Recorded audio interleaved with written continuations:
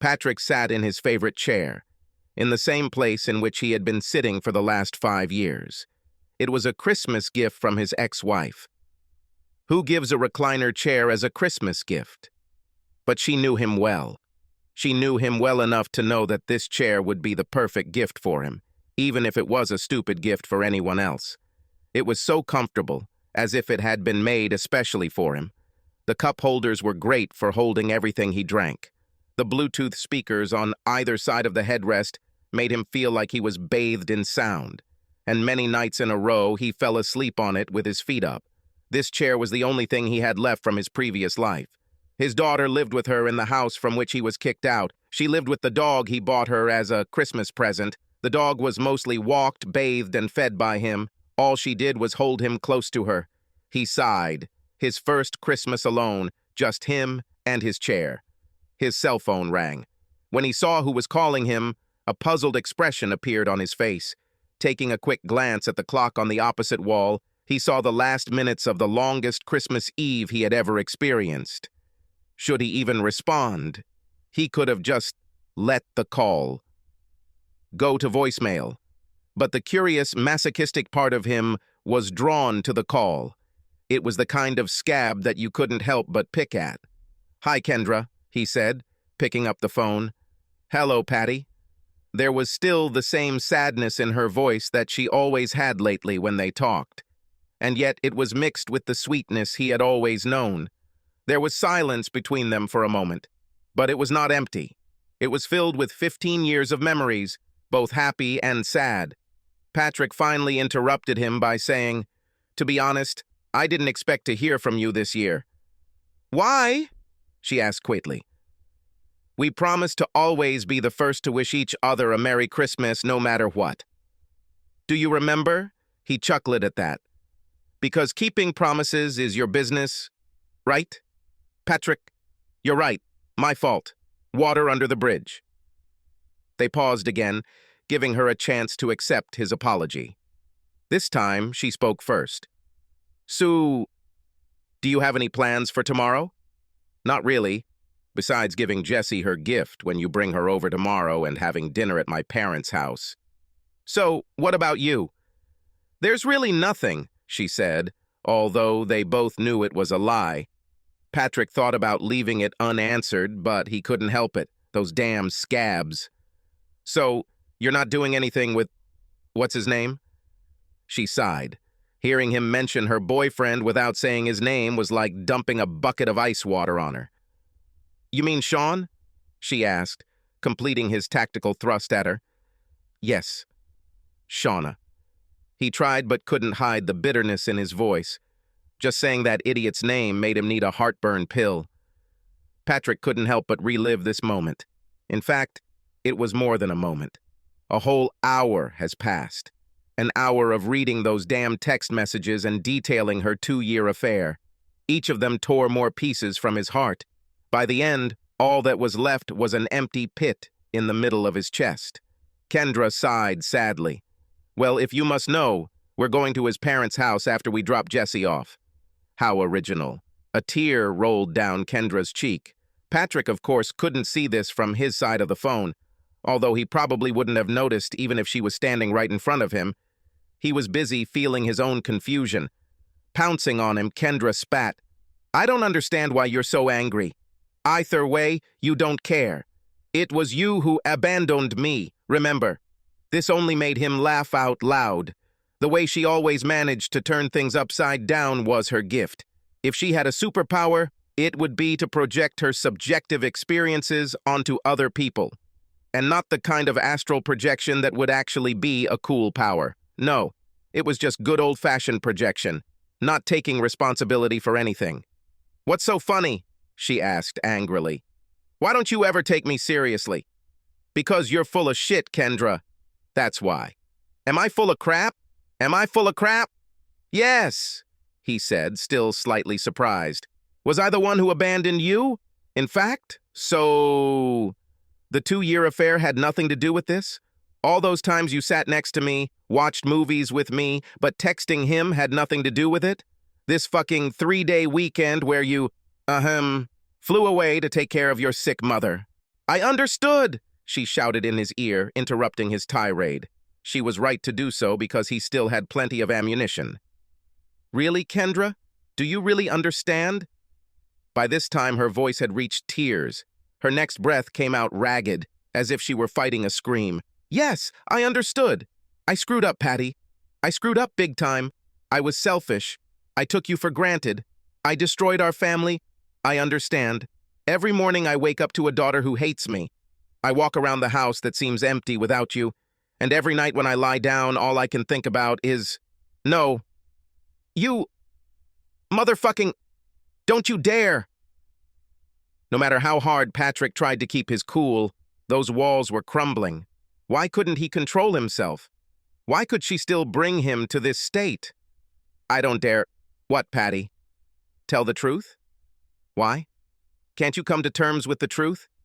She hoped he would grin, or chuckle, or at least thaw. The movie A Few Good Men was their favorite. They discovered this little tidbit on their first date. We made love until the end credits on the second. But that didn't melt him. Quite the opposite. All it did for Patrick was reiterate how much she had thrown away for some jerk she met on the internet. He coldly shot at her again. I handle the truth very well. It just sucks when I have to hunt her down because all my wife does is lie to me. Oops. It broke her. She could no longer hold back her sobs. A sob escaped her, and then another. Patrick couldn't help but feel her. Without sympathizing with her, he felt her. Even after a year of separation, his heart still beat at the same rhythm as hers. He could imagine her there, in the living room they once shared together. Right now, she was wearing that old, worn robe that she loved so much because it was comfortable and reminded her of her mother. This robe covered her boxers and t-shirt. It was another funny private joke between them. Whenever he had to leave town for work, she would wear his boxers to bed. It was his way of keeping her private part safe at all times. I bet she wasn't wearing his boxers when she spent that weekend with the asshole. He probably wasn't wearing much clothing at all. I'm so sorry, Patty, she said between sobs. How many times should I repeat this? How long will it take you to finally forgive me? He said sadly. I will forgive you when I finally stop loving you, Kendra. Because maybe then the pain will go away. Maybe then this fucking hole in my chest will disappear. Maybe I can get some sleep without seeing that message where you said you loved him. Maybe... Now it's Patrick's turn. His pain could no longer be contained. A sob, louder than hers, escaped him. He raised his hand to his eyes as if it might serve as a dam for tears. Kendra's heart ached along with him. She wanted to hug him, kiss his forehead, and hold him to her chest as his tears wet her shirt. Patty, for the sake of all that is saints, stop calling me that. He suddenly roared into the phone. She shut up. She had to remember that she could not console him because she herself had hurt him. It sucked so much, but that's how it was. This was their reality. Patrick, she said carefully, how long are you going to torture us? Don't you see that you're not just punishing me? You're punishing Jesse and torturing yourself. I know you're mad at me. I understood. That's how it should be. But that's why we need marriage counseling. Maybe if we... Interrupting her, his voice was strangely calm as he said, But you're with him, Kendra. She instantly fell silent. I mean, you just said you were going to meet his parents, right? This is an important milestone in any relationship. How long did you wait after we broke up before you ran to him? A week? Month? He paused, and she didn't bother to fill the silence because they both knew she was going to see him the very next evening. She dropped Jesse off at his place because she wanted him to spend time with his daughter. She even gave some long, sanctimonious speech, congratulating herself for not being one of those heartless bitches who keeps a child away from his father. Continuing, he said, I don't understand you. I can't understand how, after everything we've been through, you could think so little about us, so little about me. We were married for 12 years. We both have a 9-year-old daughter. You were by my side at my brother's funeral when he was shot and killed in the line of duty. You hugged me and cried with me. And I was at your mother's funeral when she finally passed away from cancer. After all this, you not only cheat on me, but you run to him as soon as the ink is dry on our separation agreement. And now you're calling me and talking about some kind of marriage counseling? Fuck you, Kendra! Kendra screamed again. This time affected Patrick differently than the previous one. Yes, Kendra was selfish. She's always been like this. The fact that Patrick loved her more than she loved him was not much hidden. This does not mean that she did not love him. No, she did. But the driving force behind their marriage has always been a happy wife equals a happy life. The two of them didn't even realize it, that is, until it was too late. Patrick was raised to care about his wife more than anyone else. He prided himself on being good. He didn't cheat on his wife. He never laid a hand on her. If they argued, he quickly apologized, even if he was not in the wrong. After all, if he hurt her feelings, that was enough. Was this the wrong thing for a man to do in a marriage? No. Every man should treat his wife as if she were the only woman in the world. But what Patrick failed to do was create balance. He failed to prioritize his desires and feelings. If she wanted something and it was within reason and within budget, then she got it. Whatever he wanted, he always gave in. Seeing that smile was enough payment for what he was giving up. But when one person's desires are always put on the back burner, something happens. It's becoming normal. It becomes as if this is how it should be. If something different happens, it is considered abnormal and therefore wrong. When his brother died, Kendra was by his side. She was at the funeral, cried with him, and sincerely sympathized with her husband. After all, that's what a good wife does. But he had reached a level of depression that she couldn't understand, especially when her own mother died of cancer. It sucked. She was grieving. She misses her mother every day. But she put one foot in front of the other and kept moving. But there is a difference between someone who dies slowly and someone who is torn away suddenly, and die for doing a little more than just your job. His brother was a policeman. He pulled a woman out of a burning car and did not leave her side until he was sure that she was okay. He saved his mother, who was beaten half to death by her husband. And on top of that, he drove Sally, his neighbor, to work every day in his patrol car because she was constantly being stalked by some young thug who had a thing for a MILF. And he was killed because he stopped a guy because his taillight wasn't on. If his brother could die after doing so much good in this world, what chance did he have? He was a nobody, the one who runs the office. The greatest good he did for the world was recycling. This shook Patrick's world to its core. His brother's death was more than just the death of a brother. When he looked into this coffin, he saw himself. If any of them should be dead, it would be him, not a hero to so many people. If anyone needed time on the therapist's couch, it was Patrick. But he refused therapy. He simply wallowed in his depression, silently crying the tears of his soul. Kendra didn't understand. I could not. He didn't want to talk to her. What he needed from her was something he didn't even realize he needed. He didn't need her to snap him out of this state. He didn't need her to make him feel better or offer him a magical solution to overcome his guilt for being alive. He just needed her to be there. He needed her to stay with him, even when that was impossible. But the relationships he built early on made his feelings less important. He took his place on the seat behind her. He was sad, grieving, depressed, and contemplating his own mortality. But did it for too long. He needed to come to his senses. He had a family here who loved him, and that alone should be enough to bring him out of this state. But it wasn't like that. He needed something more. It was necessary to put him in first place. This time, he needed it to be all about him. The more upset she became, the more he pulled away. The more he pulled away, you get the picture. And then Sean showed up. She met him in a chat room. No, this wasn't some innocent chat where people exchanged recipes and tips for DIY projects. She went looking for confirmation that she was still attractive, that she was worth looking at. And she got it. Of course, she had no intention of cheating. Just a few flirty personal text messages, maybe a couple of photos. Wow, you are beautiful.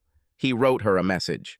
The photo she sent wasn't even that flattering, but he praised her like she was strutting down the runway in the latest Victoria's Secret issue. From that moment on, everything went as usual. Minor exacerbations, more photos, more confirmation, then a bikini photo. Holy crap! I just finished in my pants. Giggle. More photos, this time a little more explicit. But this was just the beginning. Honestly, if that was all it was, she could have pulled the plug at any time. But these phone calls got her hooked. Those intimate moments that she stole from her day to hear his voice, his laughter, his breathing. He was no longer a soulless, online flirt. He was a real person, a funny, sensitive man who liked to listen to her. He always made her laugh. And when she complained about her husband, he was always there to listen and help her feel better. He put her first, just like Patrick used to do. This last 3-day weekend, a lie to end all lies, was the last gasp of her marriage. He knew her mother had cancer. When Kendra suddenly had to visit her, he assumed the worst. Feeling his wife's pain, or at least the pain she was supposed to be in, brought him out of his funk, even if only temporarily. He felt that she needed him, so he tried to buy 2 plane tickets at the last minute to meet her there. She and Jesse were going to be there for her in her time of need, but she told him not to do it. She was adamant about this. In fact, she said the strangest thing, namely, "This is something I need to do alone." Who wants to go through this alone? Who wouldn't want their spouse to be there with them, even if just for moral support? But later, when her mom died, did she need him for this? This was the beginning of his suspicions. He began to pay more attention to her phone activity, the way this happened to her everywhere, including the bathroom, the way she put the phone face down, the way she turned him away from him slightly when she texted, or how she sometimes left the room when the phone rang. And then, one day, she left him at home by mistake. Curious, he tried to open it, only to find that she had changed the password since their anniversary. Previously, this was her 4-digit code for most PINs. Her debit and credit cards, her banking information, her voicemail, but not anymore. And then, as she rushed back in a panic to pick him up, alarm bells rang loudly. The look in her eyes, the fear, was almost a confession in itself, but he needed proof, so he watched her closely, pretending not to notice anything. He watched until one day he saw her unlock it. The new code consisted of 4 numbers that didn't match anything he knew, so he had to repeat it to himself over and over again to remember it. He later finds out that it was Sean's birthday. Patrick looked at the clock on the wall. It was 12:15. It was officially Christmas. "Well, it's already Christmas, Kendra," he said, feeling incredibly empty after such a short conversation. She sniffled. "Yes, I think yes." Both seemed reluctant to end the conversation. It was actually a metaphor for everything else. That's why they were still separated, but neither of them had filed for divorce yet. Even though she was going to meet Sean's parents today, she couldn't bring herself to apply. Part of her, even if it was far-fetched, hoped for a Christmas miracle. She hoped that he would tell her that he couldn't live without her and that he was coming home to her. If Patrick did this, she would gladly cut Sean out of her life. Unfortunately, she did not understand that it was precisely this train of thought that prevented her from achieving the Christmas miracle. What she failed to understand was that the more she refused to put him first, the more he pulled away from her. They found themselves at a dead end. Patrick still loved his wife, no matter how much he struggled with that love. Her betrayal still hurt, but she no longer incapacitated him as she once did. Once upon a time, every waking moment was consumed by her and those text messages. But lately, he found himself passing days without thinking about it. The weeks will soon pass, and then she would just be the mother of his child, someone he once knew. This purgatory won't last forever. "Merry Christmas, Kendra," Patrick said. And you know, he really thought so. "I hope you find what you are looking for." She sighed sadly. She won't get her Christmas miracle. Not this year. Maybe in the next one. "Merry Christmas, Patrick." She swallowed the words, "I love you." She knew that he would not answer her in kind, even if he felt it. She missed those words falling from his lips. No matter how many times Sean repeated them, it couldn't compare. Patrick was her first love, her best friend, her soulmate. It was truly her loss. The click of the call ending made Kendra break down again. What she wouldn't give to go back 5 Christmases to the time she gave him that chair. Subscribe to our channel so that your second chaff doesn't cheat on you, and go ahead and listen to the next story, because this story is nothing compared to the next one. If you're under 18, don't even think about listening to the next one.